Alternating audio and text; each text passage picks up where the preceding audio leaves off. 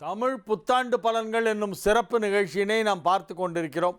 ஒவ்வொரு நாளும் ஒவ்வொரு ராசிக்கு இந்த தமிழ் புத்தாண்டு எப்படி இருக்கும் என்பதை பற்றி சுருக்கமாக விளக்குகின்ற புதிய நிகழ்ச்சி இது.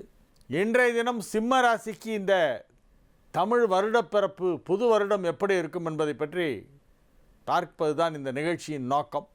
இப்பொழுது ஆரம்பித்துள்ள இந்த ஹே விளம்பி வருஷம் என்பது சிம்ம ராசியை பொறுத்தவரை இது ஒரு நல்ல வருடம். கடந்த 3 ஆண்டுகளை விட இந்த வருடம் நன்றாக இருக்கும். அதற்கு காரணம் 7ஆம் இடத்திலே இருக்கும் கேது 6ஆம் இடத்திற்கு வரப்போகிறது. ராசியிலே இருக்கும் ராகு 12ஆம் இடமான கடகத்திற்கு நகரப்போகிறது.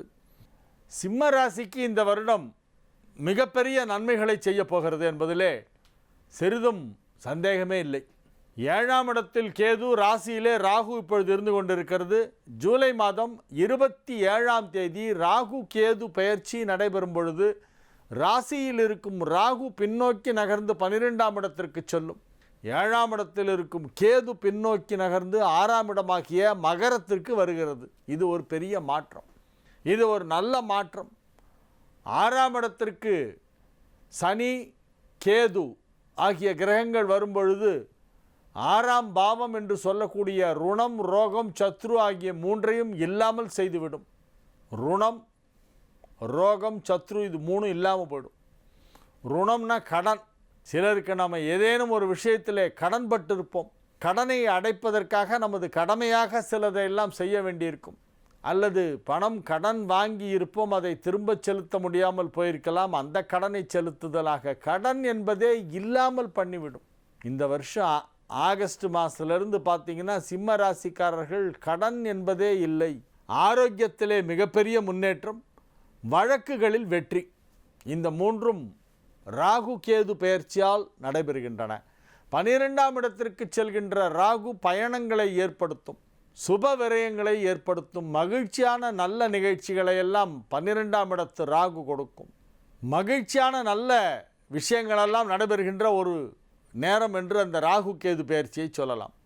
அதே போல் குரு பெயர்ச்சி செப்டம்பர் மாதம் 2ஆம் தேதியன்று நடைபெறுகின்ற குரு பெயர்ச்சி இருக்கிறது. அது மிக ஒரு அற்புதமான நன்மையை செய்யும். 8குடையவன் 8க்கு 8ஆம் இடத்திற்கு வருவதால் அது யோகத்தை கொடுக்கும். அஷ்டமாதிபதி தன் வீட்டிற்கு 8ஆம் இடத்திலே மறையும் பொழுது அது நன்மையை செய்யும். 8குடையவன் 8க்கு 8ஆம் இடத்தில் மறைய வேண்டும். மறைந்தால் அது யோகம். அது இப்போ இந்த குரு பெயர்ச்சியில் நடைபெறுகிறது. 5குடையவன் தன் வீட்டிற்கு லாபஸ்தானத்திற்கு வந்தால் யோகம். 3ஆம் இடத்திற்கு வரும் குரு அஷ்டமாதிபதி என்பதால் அஷ்டமஸ்தானத்திற்கு அஷ்டமஸ்தானத்திலே வருவதால் அது யோகத்தை கொடுக்கும். அங்கிருந்து 7ஆம் இடத்தை பார்க்க போகிறது. 7, 9, 11 ஆகிய வீடுகளை குரு பார்க்கவிருக்கிறது. செப்டம்பர் மாதம் 2ஆம் தேதியிலிருந்து 7ஆம் இடம், 9ஆம் இடம், 11ஆம் இடம், இது 3ஐயும் குரு பார்க்கிறது. அடுத்து வரப்போவது சனிப்பெயர்ச்சி. இந்த வருஷ கடைசியில் மார்கழி மாதத்திலே சனிப்பெயர்ச்சி வருகிறது. டிசம்பர் 19ஆம் தேதி சனிப்பெயர்ச்சி என்ன பண்ணும்? அர்த்தாஷ்டம சனி முடிவுக்கு வரும். அதுவே போகும். தமிழ் புத்தாண்டு பலன்கள் சிறப்பு நிகழ்ச்சியினை நாம் பார்த்து கொண்டிருக்கிறோம். இன்றைய தினம் கன்னி ராசிக்கு இந்த தமிழ் புது வருஷம் எப்படி இருக்கும்? புது வருடத்திலே புதிய செய்திகள் ஏதேனும் உண்டா, நல்ல செய்திகள் ஏதேனும் உண்டா என்று ஆவலோடு கன்னி ராசிக்காரர்கள் இன்றைய தினம் காத்து கொண்டிருக்கிறார்கள். கன்னி ராசிக்கு இந்த வருடம் நல்ல வருடம். 12ஆம் இடத்தில் ராகுவும் 6ஆம் இடத்தில் கேதுவும் இருந்து கொண்டிருக்கிறது. அது பெயர்ச்சியாகி 11ஆம் இடத்திற்கு ராகுவும் 5ஆம் இடத்திற்கு கேதுவும் வரப்போகிறது. ஜூலை 27 ராகு கேது பெயர்ச்சி. அடுத்ததாக செப்டம்பர் மாதம் 2ஆம் தேதியன்று குரு பெயர்ச்சியாகி ஜென்மகுரு ராசியிலிருந்து ஜென்ம ராசியிலிருந்து குரு நகர்ந்து 2ஆம் இடம் செல்கிறது. ஜென்மகுரு முடிவுக்கு வருகிறது. ஜென்மகுருனா ஜென்ம ராசியில் குரு. ராசியை விட்டு குரு நகர்ந்து 2ஆம் இடம் செல்கிறது. அது ஒரு யோகம். 3ஆம் இடத்தில் இருக்கும் சனி இந்த மார்கழி மாதத்தில் பெயர்ச்சியாகி 4ஆம் இடத்திற்கு செல்கிறது. 4ஆம் இடத்து சனி என்பது அர்த்தாஷ்டம சனி. அது இந்த டிசம்பரில் ஆரம்பமாகிறது. அது மிகப்பெரிய நன்மை என்று சொல்வதற்கு இல்லை. குரு பெயர்ச்சி சாதகமாக இருக்கும், ராகு கேது பெயர்ச்சி சாதகமாக இருக்கும். சனி பெயர்ச்சி ஆகும் வரை இந்த டிசம்பர் வரையிலே 3ஆம் இடத்தில் இருந்து கொண்டு உங்களுக்கு நன்மைகளை செய்து கொண்டிருக்கும். ஜூலை 27ஆம் தேதியன்று ராகு கேது பெயர்ச்சி நிச்சயமாக மிகப்பெரிய நன்மையை செய்யும். ஏனென்றால் 11ஆம் இடமான லாபஸ்தானத்திற்கு வருகின்ற ராகு மிகப்பெரிய செல்வச் செழிப்பை நிச்சயமாக கொடுக்கும். சின்ன அமௌண்ட்டெல்லாம் இல்லை, பெரிய அமௌண்ட்டாக பார்ப்பீங்க. நிறைய சைபர் இருக்கும். எத்தனை சைபர்னு எண்ணணும். இவ்வளவு சைபர் இருந்தால் அது என்ன, இத்தனை டிஜிட் இருந்தால் என்ன அமௌண்ட்டுன்னே உங்களுக்கு தெரியாது. அவ்வளோ பெரிய அமௌண்ட்டெல்லாம் பார்க்க போகிறீங்க. வாழ்க்கையில் செல்வந்தராகும் நேரம், மிகப்பெரிய ஒரு பணபலம் ஏற்படுகின்ற நேரம், அனைத்தும் சேர்ந்து இப்பொழுது உருவாகிறது. உங்களது தொழில், பொருளாதாரம் ஆகிய இரண்டிலும் இதுவரை நீங்கள் பார்த்திராத அளவிற்கு மிகப்பெரிய ஒரு நிலைக்கு உயரப்போகும் நேரம் இந்த ஹேவிளம்பி வருஷம் கொடுக்கும். ஹேவிளம்பி வருஷத்துடைய பலனெல்லாம் பார்க்கும்போது கொஞ்சம் பயமாக இருக்கும். வேந்தர் அநியாயமே புரிவார் அப்படின்னு போட்டிருக்கு. அரசியல்வாதிகள்லாம் நாட்டை ஒழுங்காக ஆள மாட்டாங்க அப்படின்னு வருட பலனில் போட்டிருக்கு. வேகுமே மேதினி தீ மேல், இந்த உலகம் தீயின் மேல் வேகும் அப்படின்னா நிறைய ஃபயர் ஆக்சிடென்ட்ஸ் நடக்கும், நிறைய அழிவுகள் ஏற்படும் என்று இந்த ஆண்டிற்கு பலனிலே சொல்லப்பட்டிருக்கிறது. ஏவிளம்பி தனிலே மாறி அற்பமே அப்படின்னா மழை ரொம்ப கொஞ்சமாக தான் பெய்யுமா, மழையும் குறைவு, தீ விபத்துகள் நிகழும். இதெல்லாம் பஞ்சாங்கத்தில் போட்டிருக்காங்க. எத்தனையோ வருஷத்துக்கு முன்னால் கணிச்சது, பல நூற்றாண்டுகளுக்கு முன்பு நமது முன்னோர்கள் எழுதி வைத்தது. இந்த ஹேவிளம்பி வருட வெண்பாவை பார்க்கும்போது வைத்த கலக்குது, இவ்வளோ பயங்கரமாக போட்டிருக்காங்களே அப்படின்னு. கவலைப்பட வேண்டாம். எல்லாத்துக்கும் மேலே நமக்கு இறைவன் இருக்கிறான். நம்மை காப்பாற்றுவதற்கு இறைவனிடம் நாம் பிரார்த்தனை செய்து கொண்டால் நிச்சயமாக அனைவரும் நன்றாக இருப்பார்கள்.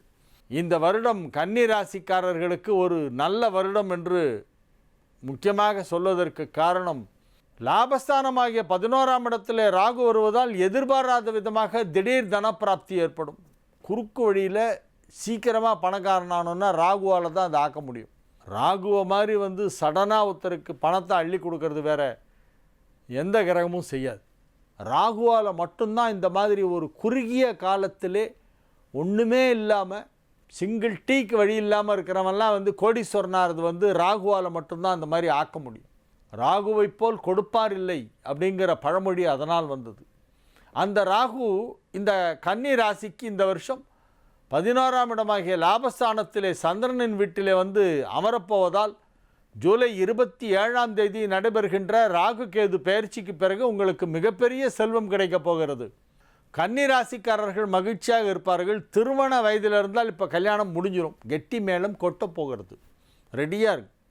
தொழிலை வளர்ச்சி அடைய செய்வீர்கள். புதிதாக தொழில் துவங்குவீர்கள். உத்தியோகத்தில் இருப்பவர்களுக்கெல்லாம் அதைவிட பெரிய உத்தியோகம் கிடைக்கும். உத்தியோக மாற்றம், உத்தியோகத்தில் முன்னேற்றம், சம்பள உயர்வு, வருமானம் அதிகரித்தல், வியாபாரத்திலே மிகப்பெரிய வளர்ச்சி, வியாபாரத்திலே கொடிகட்டி பறக்கக்கூடிய அளவிற்கு மிகப்பெரிய ஒரு முன்னேற்றம், எதிர்பாராத திடீர் தனலாபம், குடும்பத்தில் மகிழ்ச்சி, ஆரோக்கியத்தில் முன்னேற்றம், திருமண வாழ்க்கையிலே ஒற்றுமை, மகிழ்ச்சி, சந்தோஷம் அனைத்தும் ஒரு சேர கிடைக்கக்கூடிய ஒரு அற்புதமான ஒரு ஆண்டாக இந்த ஹேவிளம்பி வருஷம் கன்னி ராசிக்கு இருக்கிறது.